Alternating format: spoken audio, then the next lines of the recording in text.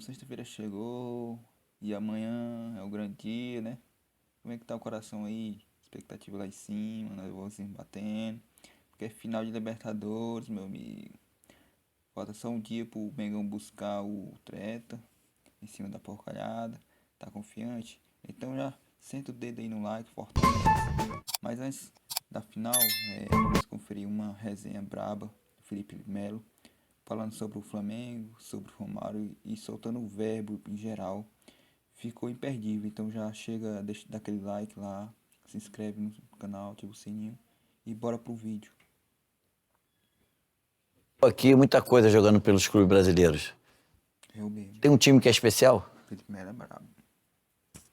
Eu tenho, assim, os clubes que eu joguei, todos eles foram especiais na minha vida, né? Seja Cruzeiro, Grêmio, 3, 4 meses que eu fiquei no Grêmio, próprio Flamengo, Cruzeiro, né? Assim, mas sem dúvida o título, o Palmeiras, eu passei por tudo no Palmeiras, né, cara? E o Palmeiras, eu tinha o sonho de voltar pro Brasil, me tornar ídolo e fazer com que as pessoas me conhecessem. Eu saí muito cedo daqui, fui para a Europa e as pessoas me conheciam pela seleção brasileira, pela Copa do Mundo, né? E eu falei assim, cara, eu tenho que voltar. E eu tive a oportunidade, o Palmeiras abriu a porta para mim e eu consegui ganhar os títulos que eu ganhei ali. Mas voltar pro Fluminense, no final de carreira, e ganhar um título inédito, como foi a Libertadores pelo Fluminense, que é o time dos meus pais, dos meus avós, dos meus tios, cara, assim, realmente faz com que o Fluminense seja um... Palmeiras também, mas o Fluminense é um time muito especial e esse título ainda mais especial. Falando em futebol brasileiro, você tem acompanhado aí, claro, mais do que qualquer um, a arbitragem anda meio estranha, vamos dizer assim. Você é a favor da profissionalização dos árbitros? Eu acho que a profissionalização do árbitro não vai fazer com que os erros terminem, tá? Mas vai ajudar. Vai melhorar, isso. Vai ajudar bastante. Também acredito. Tem que ser porque assim, a gente conversa, inclusive, nos programas a gente debate, tem árbitro, por exemplo, o Daronco, ele pegou 6 horas de barco, se eu não me engano, para ir para o Mato, eu não sei para onde, para o Pantanal, para apitar um jogo de várzea. Porque o cara precisa do recurso, né? Então, para ontem tem que fazer isso aí. Para ontem, porque tá feia a coisa. Tá feia a coisa. E quando o árbitro acerta, o VAR faz questão de chamar o cara pro cara errar. Atrapalha, né? Pra atrapalhar. Deixa eu te falar uma coisa. Seleção brasileira, Copa do Mundo 2010, Holanda. Você teve um momento dentro do jogo que foi espetacular e teve a expulsão. Até hoje isso fica na tua cabeça? Você se sente culpado de alguma coisa que aconteceu naquele jogo? Cara, eu me sinto culpado de não ter pelo menos tirado o Rubem de jogo, pô. Porque, pô, se eu pisei no cara, fui expulso, pelo menos tinha que tirar ele de jogo, né? Mas eu não consegui tirar ele de jogo. Na verdade, o Brasil já estava morto naquele momento, né? A gente começou muito bem o jogo, assim. Era uma seleção que ganhou tudo, Copa América, Copa das Confederações. Nós fazíamos amistosos contra a Inglaterra, contra a Itália e ganhávamos os amistosos. Ganhamos da Argentina fora de casa depois de muitos anos. Ganhamos do Uruguai fora de casa depois de muitos anos também. Classificamos bem, assim, inclusive contra a Argentina e o Rosário, né? Para a Copa do Mundo. E era uma seleção muito focada. Quizá não era a melhor seleção em termos técnicos, mas era uma seleção muito focada que sabia daquilo que queria. O foco, de fato, era ganhar a Copa do Mundo. E nós chegamos naquele jogo, o primeiro jogo poderia terminar muito bem 2-3-0 no primeiro tempo, né? Foi um primeiro tempo fantástico nosso. E no segundo tempo tudo virou, cara, assim... Em 5, 10 minutos tivemos aqueles gols, o primeiro gol do Sneijder, os 2 gols do Sneijder. Não teve um gol do Sneijder que ele é baixinho, né? Ele faz assim, ó. Como você fez muito, o segundo pau fazia assim, ó. Foi o que ele fez. Então, assim, o time já estava morto, estava todo mundo se fazendo leitura corporal, todo mundo brigando e tal. E eu, por jovem, acabei, caramba, meu sonho tá indo embora, acabei pecando pela falta. Mas eu não levo culpa nenhuma, assim. Isso que eu ia te perguntar. Esse episódio ficou na tua cabeça como, tipo, fui culpado daquela derrota? Não, Nada. pelo contrário, assim. Eu nunca assisti aquele jogo, confesso que eu nunca assisti aquele jogo. Não porque sempre, eu gosto de assistir jogo que a gente ganhou. A gente ganha, o jogo que foi difícil pra caramba, a gente ganha no final, eu assisto 10 vezes. Perdeu, como não tem como virar, eu não assisto não. Mas foi um campeonato, eu fui eleito o jogador mais versátil daquela Copa do Mundo pela FIFA. Foram 96 a 98% de acerto de passes. Nunca aconteceu isso na Copa do Mundo. Então, assim, É que as pessoas vão trazer, foi expulso e parece que foi o seguinte. Lembram sempre mais do negativo. E vamos falar o seguinte, foi expulso, tava 1-0 pro Brasil, foi expulso, os caras viraram, não foi assim. Tava 2-1, tava no final do jogo e infelizmente aconteceu. Eu não faria de novo, foi um erro muito grande, eu não faria de novo. Mas eu não sei não, se eu tô no campo, o Brasil toma 7 cocos, se no quinto, se eu não sei não, sabe, olhar pro pessoal chorando e tal, eu não sei o que eu faria, eu não vou ser hipócrita e falar que eu não seria expulso, sabe, assim... sangue corre na veia, depende muito do Tava momento, morto né, o cara? jogo, eu falei, caramba, o pessoal tá indo embora e tava fazendo firula, o Rubem, jogador fantástico, enfim, aconteceu. Itália, Turquia e Espanha. 3 culturas diferentes, 3 povos diferentes. Tem alguma coisa assim, alguma situação inusitada que você pode contar com a gente, pra gente, que aconteceu fora de campo, assim, em um desses países, ou um em cada país? Fora de campo, a Turquia é meio, assim, eu falo que Istambul é São Paulo sem o mar, sabe assim, vários restaurantes, assim, bons restaurantes, mas um trânsito, rapaz, forte, trânsito ferrado, tudo é longe, as pessoas estão ali, trabalham pra caramba. Tu morou do lado de cada Europa? Ou do Eu lado morei de na lá? Europa, morei na Europa.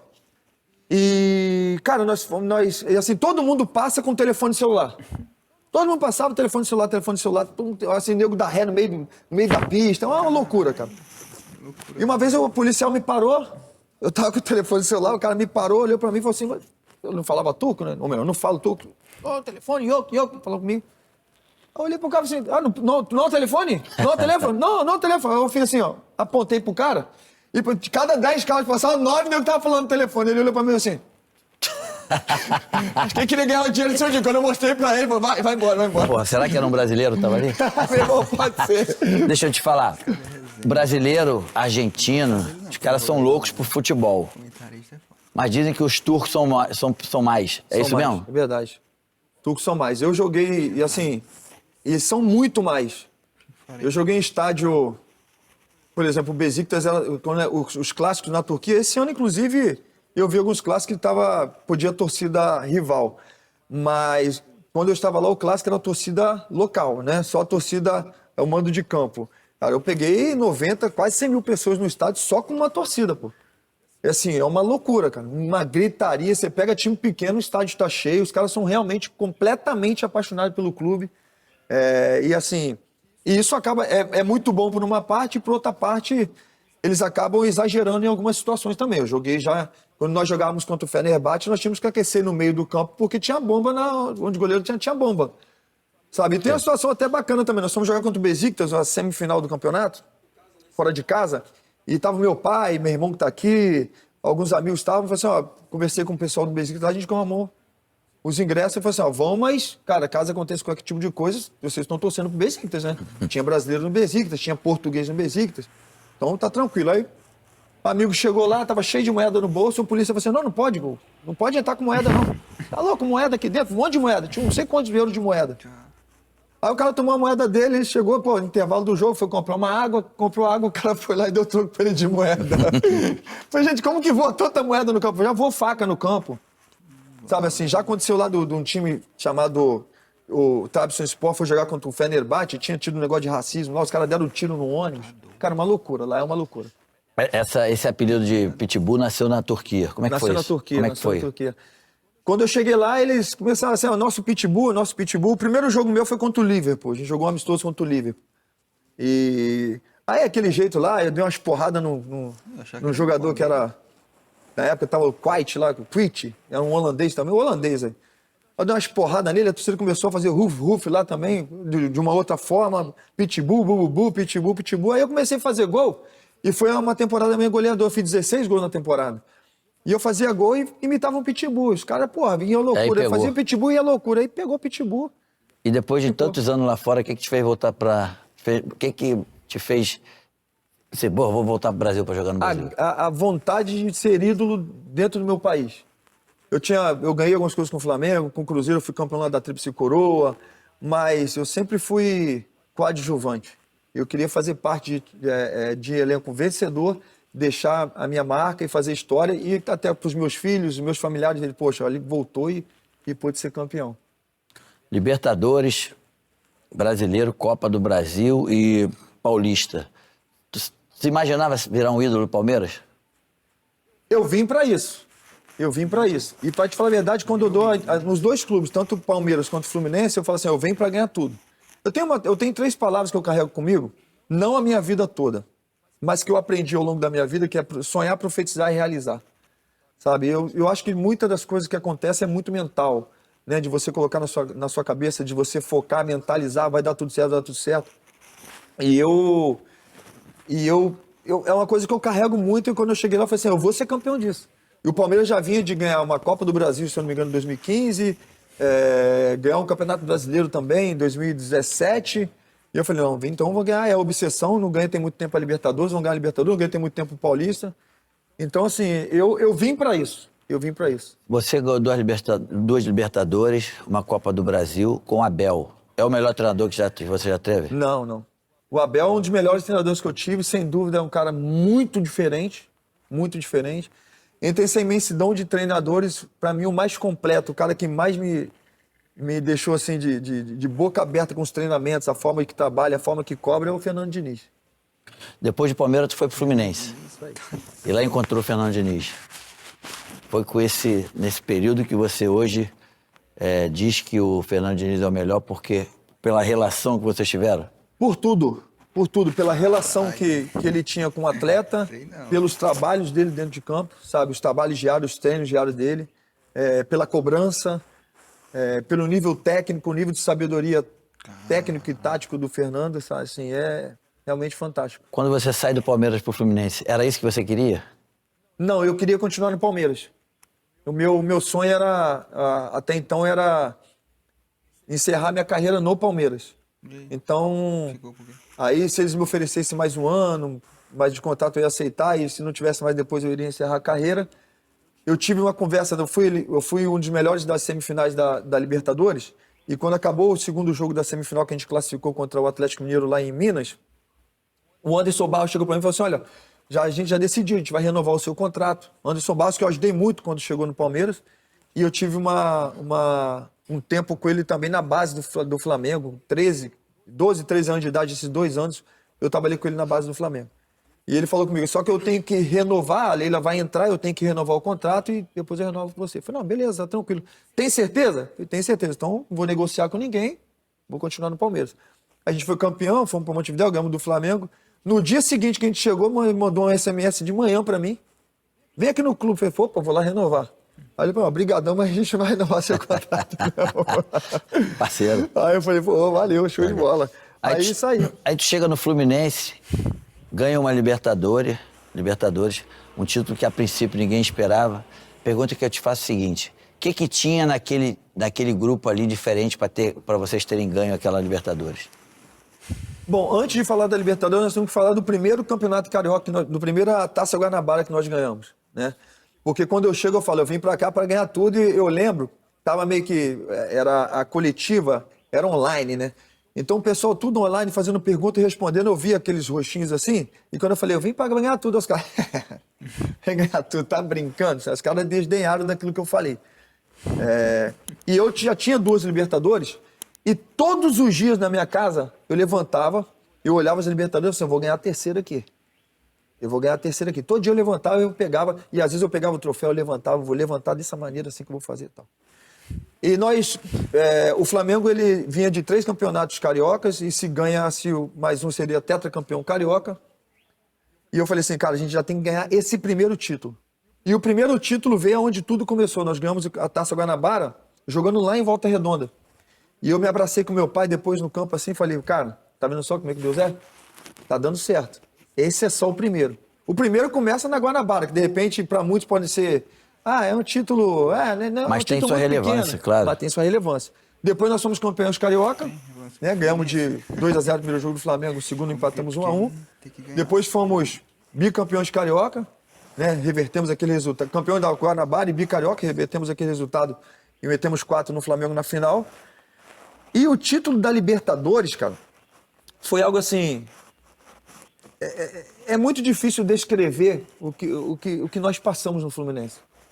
Tá? Porque um time que nunca tinha ganhado a Libertadores, E você pega Palmeiras, pega Flamengo, que são times fortíssimos, né? Financeiramente falando, riquíssimos.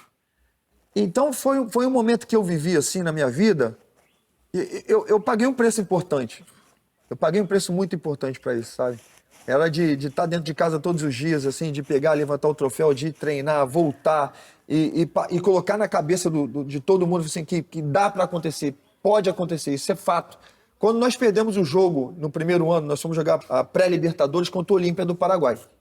E nós perdemos nos pênaltis para eles, o jogo ganhamos de 3-1 o primeiro jogo, perdemos lá de 2-0, foi para os pênaltis, e inclusive eu perdi um pênalti. Eu chego no vestiário e falo assim, ó, ano que vem a gente vai voltar aqui, nós não estávamos preparados, então vamos preparar, vamos voltar ano que vem aqui, e ano que vem a gente vai ser campeão. Inclusive deu certo, a gente no outro ano voltou, ganhamos as quartas de final do Olímpia, né? Mas acho que foi a chegada do Diniz, ele conseguiu espremer o melhor de cada jogador. Tinha jogador muito bom, craque, que estava adormecido. E ele conseguiu fazer com que esses jogadores, eles, não, vamos lá, tá adormecido, então acorda.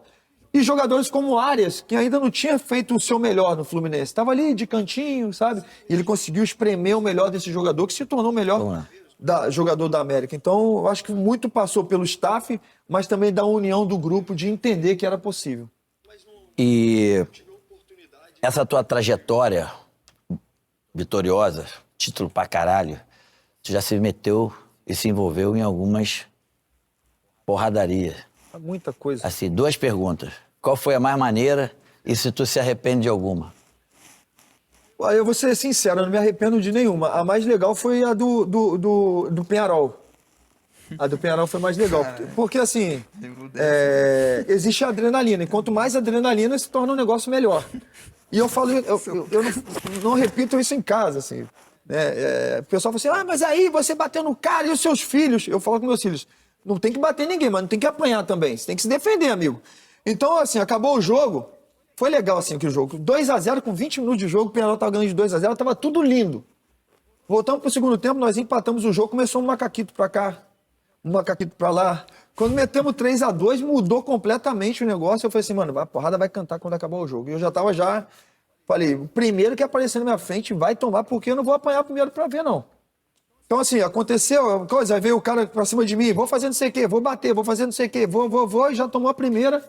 E eu vim pra trás, você pegar direitinho na imagem, tem um grandão que vem correndo, eu faço assim pra ele, assim, ó. E eu venho correndo pra cá pra ninguém dar a volta em mim, né? Só que o grandão não veio, não. O grandão fez só assim pra lá e não veio, não. Então, mas foi legal, foi emocionante. E tu tem foto em casa dessa porradaria? Tem 2 fotos que eu ganhei. Tem 2 fotos que eu ganhei, mas tá lá. Essas marcaram. Essas marcaram. Deixa eu te falar, a gente tem um quadro aqui também que chama 2 toques. Eu te pergunto e tu me responde com uma palavra. Valeu?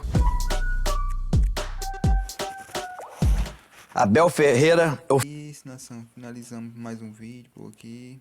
Amanhã é decisão, amanhã é Flamengo, amanhã é guerra. Então fica ligado, porque qualquer novidade eu trago pra vocês. Já deixa o like, se inscreve no canal. E ativa o sininho pra não perder nada. Tamo junto, nação. E até o próximo vídeo. Valeu!